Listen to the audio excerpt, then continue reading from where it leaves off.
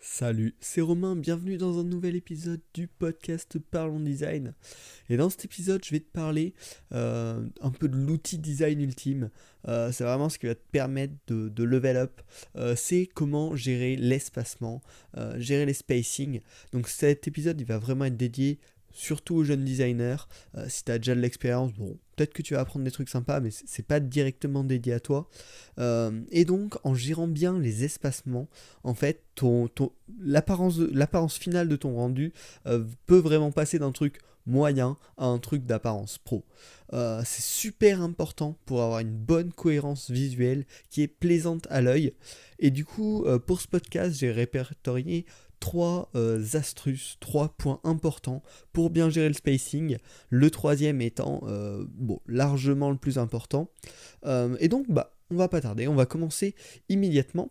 Le premier point, c'est de choisir l'espace intelligemment selon la théorie de Gestalt. Donc si tu as suivi mes trois podcasts sur les lois de l'UX, je parlais de la théorie de Gestalt. En gros, c'est tout simplement, c'est une théorie en fait, c'est vachement logique. Hein, et quand je vais te l'expliquer là immédiatement, tu vas le retrouver dans plein de trucs du quotidien. Tout simplement, deux éléments peu espacés, on va avoir l'impression qu'il y a une relation entre ces deux éléments. Deux éléments moyennement espacés, on va pas trop savoir. Est-ce que ça va être relatif au contexte. Donc ça peut être vu comme petite relation, pas de relation du tout. Ça va être vraiment par rapport au contexte. Et un grand espacement entre les deux, on va comprendre que ce sont deux objets totalement différents. Donc sur un site par exemple, deux sections totalement différentes, deux blocs de texte totalement différents. Et donc l'idée, ça va être que quand vous designez, quand vous réfléchissez à l'espacement entre deux éléments, vous allez réfléchir à leur rapport, leur lien, leur relation. Et plus la relation est importante, plus il sera normal que ces deux éléments soient proches pour que l'utilisateur le comprenne vite. Et donc c'est finalement, même sans que les blocs soient définis, les différents éléments qui sont liés doivent être relativement proches comparés à cet élément avec un autre élément qui n'a rien à voir, avec une autre section différente. Et donc toujours penser la distance entre deux objets selon leur relation, selon l'importance du lien entre ces deux objets. Ça c'est la première astuce, c'est super simple, mais c'est super important d'y penser. Au début quand on design, on fait pas forcément gaffe, et rien que ça change beaucoup. Deuxième point, c'est que l'espacement, c'est pas seulement un peu d'espace libre, c'est vraiment un outil de mise en valeur. C'est-à-dire que si vous avez un élément avec plein d'autres éléments autour, vous n'allez pas le remarquer.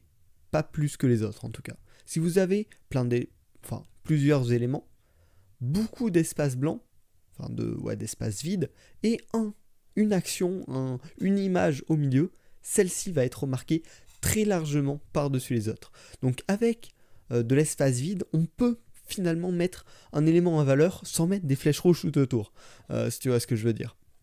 Donc naturellement, un élément va ressortir s'il y a du vide autour de lui. Donc déjà, on peut l'utiliser. Également, l'espacement, ça va permettre d'apporter de la légèreté à une interface. Euh, quand ton utilisateur arrive sur ton site, sur ton app, il va voir donc les premiers éléments affichés dans la zone qui s'affiche face à lui. S'il y a 15 éléments différents, tous regroupés, tous serrés, clairement son cerveau il va saturer, il ne saura pas quoi regarder, il ne saura pas qu'est-ce qui est important. S'il y a 3 éléments bien espacés en 3 régions distinctes, il va pouvoir analyser première région, deuxième région, troisième région. Ça va être une analyse beaucoup plus logique, beaucoup plus douce pour son cerveau, pour son esprit, qui améliorera également le fait qu'il se souviendra ou non de certaines informations. Voilà, l'espacement, ça apporte également de la légèreté. Et également, ça permet d'éviter la surcharge visuelle. Hein. Je me répète encore un petit peu avec le point que j'avais au-dessus. Mais vraiment, libérer de l'espace, c'est libérer le cerveau, libérer l'esprit de votre utilisateur. Et donc, c'est super important. Maintenant, on va passer au troisième conseil, la troisième astuce qui est de loin le plus important. C'est dans un design, il faut penser dès le début à un système de spacing.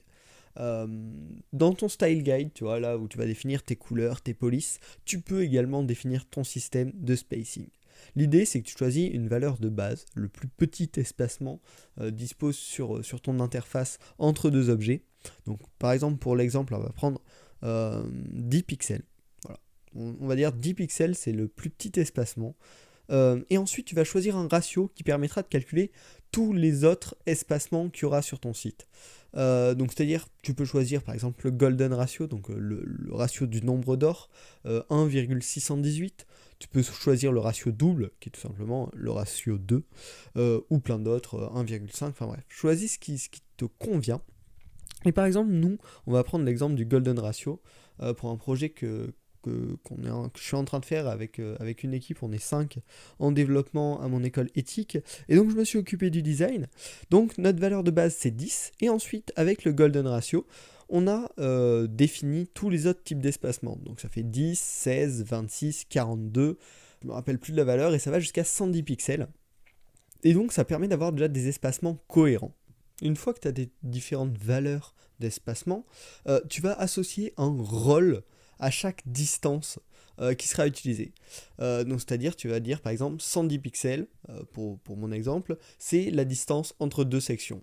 10 pixels, c'est la distance entre un titre et le paragraphe lié. 16 pixels, c'est les paddings dans une box qui contient du texte, des images, ce que tu veux. Et etc. En gros, tu vas assigner à chaque valeur utile, c'est-à-dire nous par exemple, on prend 10, 16, 26, 42, on prend pas les deux prochaines valeurs, et on arrive à 110, donc finalement notre système de spacing c'est 10 pixels, 16 pixels, 26 pixels, 42 pixels et 110 pixels, et chacune de ces longueurs a un rôle.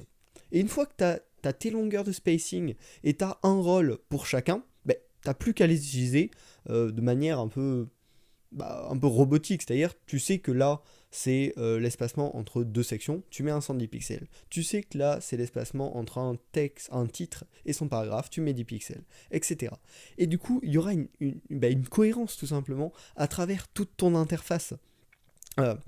Ça se remarque pas comme une cohérence entre les couleurs, mais implicitement, sans s'en rendre compte, ça va faire cet effet de professionnalisme, cet effet de régularité, cet effet aussi d'aide à la compréhension. C'est-à-dire que l'utilisateur va avoir un gros espace, il ne saura pas que c'est 110 pixels, va pas détecter les 110 pixels, mais globalement il va reconnaître cette taille. Et voilà, si elle ressort à chaque fois, ce sera bien plus propre que si une fois tu as 110 et puis une fois tu as 104, tiens, parce que ça te paraissait mieux, et 96 et 115. Et donc vraiment avec un système de spacing comme ça, tout est clair, t'as plus qu'à l'appliquer de manière vraiment très robotique, et vraiment tu verras le rendu sera beaucoup plus pro. Donc n'hésite pas à appliquer toutes ces règles sur ton design. Si tu as d'autres conseils pour le spacing, n'hésite pas à venir m'en parler sur Twitter, @romainp_design, ou en commentaire si tu es sur YouTube. J'espère que tout ça t'aura aidé. Si tu veux voir également des petites images de ce que je fais, tu peux me suivre Twitter, Dribble. Les liens, tu pourras les trouver assez facilement normalement. Et puis voilà, j'espère que ce podcast t'aura plu et t'aidera à faire des rendus plus propres. N'hésite pas à t'abonner, à le partager avec tes amis, vraiment. Si ça peut les aider, si ça les intéresse, partage-leur cet épisode. Eux, ça leur fera sûrement plaisir. Et puis, ça nous aide tous à faire grandir le podcast. Donc, c'est cool. Tu peux également mettre une note sur Apple Podcast, un petit 5 étoiles, ça aide à référencer, c'est super sympa. Et puis, on se retrouve la semaine prochaine pour un nouvel épisode de Parlons Design. Salut!